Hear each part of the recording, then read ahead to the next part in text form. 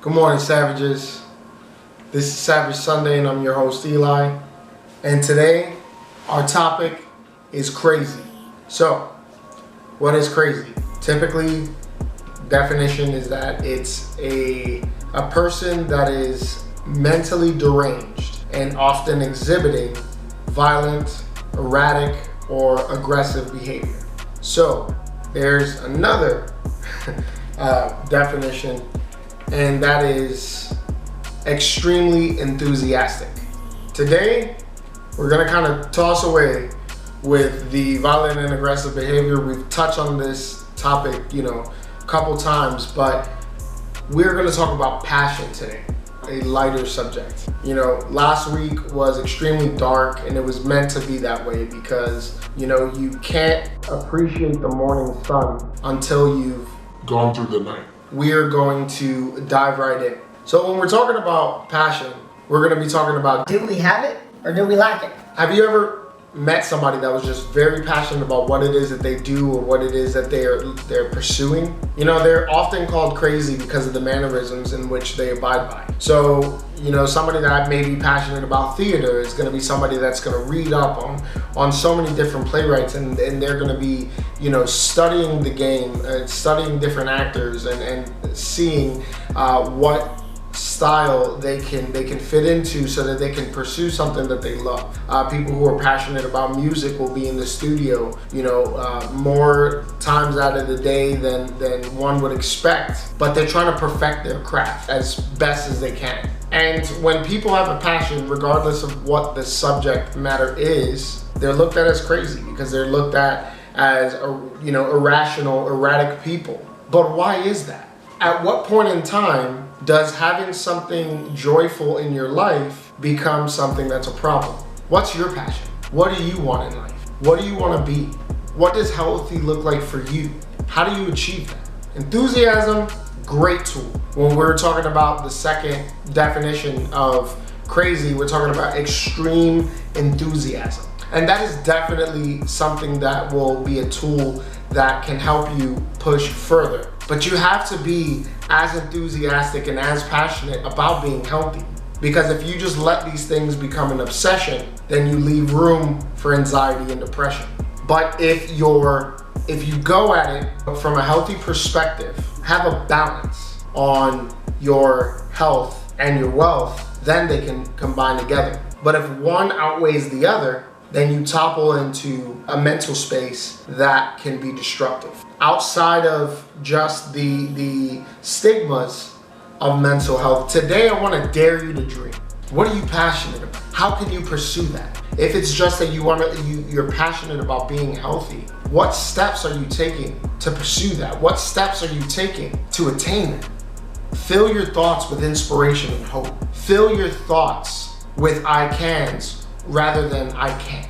And people are always gonna have something to say about it. We just touched last week on the monsters in our heads. How we have to silence those voices in our heads that lead us to a path of self-destruction. On the flip side, if you're anything like me, I am an extremist. Sometimes I could be extremely low and sometimes I could just be extremely high. Just on top of my game and just running through the world without a care. In those moments, you can find perspective, looking down at your valleys and saying, hey, you know what, I've been there, but I don't have to stay there. And if pursuing what you love makes you crazy by other people's standards, then join the club. Walt Disney was fired from a newspaper because they said that he lacked inspiration and great ideas. He had failed attempt after attempt after attempt at business until Snow White premiered. And after that, his legacy echoes into eternity even after his death. No matter how many no's he got, he was pursuing that yes, and he didn't let the no's knock him down. Albert Einstein couldn't speak till he was 4 years old. He could not read until he was 7 years old. His teachers deemed him to be slow or mentally handicapped. But all along, the truth is, he just had a different way of thinking. How many times do you look at yourself and say, you know what, I'm not this guy or I'm not that girl, and I just can't do it the way that they do it, therefore I will never be successful. And that's not the truth. You have your own different style. You have your own different way of thinking. You have your own different way of behaving. And if you utilize that, you could very well achieve accolades just like Albert Einstein, who is now known to be one of the greatest minds of all time. Yet, when he was young, was told to be mentally handicapped. Don't let those voices silence your dream. Don't let those voices overtake you.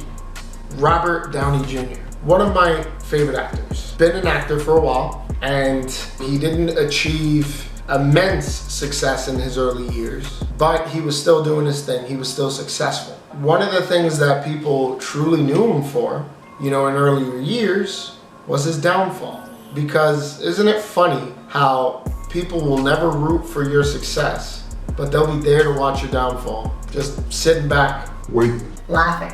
But those same people who were waiting and laughing and sneering and joking were silenced. At one point in time, Robert Downey Jr. down spiraled into addiction and was eventually put in jail. When he got out, he cleaned himself up. He dusted himself off, and he went with his passion. He didn't allow what other people thought or said about him be ultimately what decided his future. He took himself out of the depths of addiction and rose to prominence with health and wealth. Robert Downey Jr. went on to become Iron Man, which is my all-time favorite superhero. It's funny because that same person that people were like, this guy, okay, he went on to lead a multi-billion-dollar franchise for Marvel Studios. The same guy who was wrapped up in his addiction and went to jail, that same one that everybody was talking about and thought he would be nothing, rose to greatness. They were all considered rejects or crazies. They were passionate about what they wanted to do. They were passionate about who they were. And they didn't let anybody stop them. And now every one of those three are easily identified by anybody in the modern world because they didn't let the monsters in their head control them. They were driven by their passion. They were equipped with their enthusiasm. You have to embrace the crazy. Let it be with you. Let it push you. Let it be your driving force. There's a quote by an author named Jennifer Elizabeth that says, "Don't worry if people think you're crazy. You are crazy." You have that kind of intoxicating insanity that lets other people dream outside of the lines and become who they're destined to be. Embracing the crazy means embracing that extreme enthusiasm. Don't let people's thought process on your journey dictate your destination, because there's only one person in charge of that, and that's you. You can do it. You can succeed, and you will if you pursue it. Enthusiasm is extremely great, but I want you to also remember one thing, that it doesn't do it alone. Enthusiasm will bring you to the door, but it's your passion that unlocks it. Be led by passion. Do not let others inside your head, because when it comes to being successful, when it comes to being healthy, when it comes to finding joy in life, nobody is going to do it for you but you. Don't measure your success by another, and don't measure your success by others' comments. You can and you will do this, and we can do this together.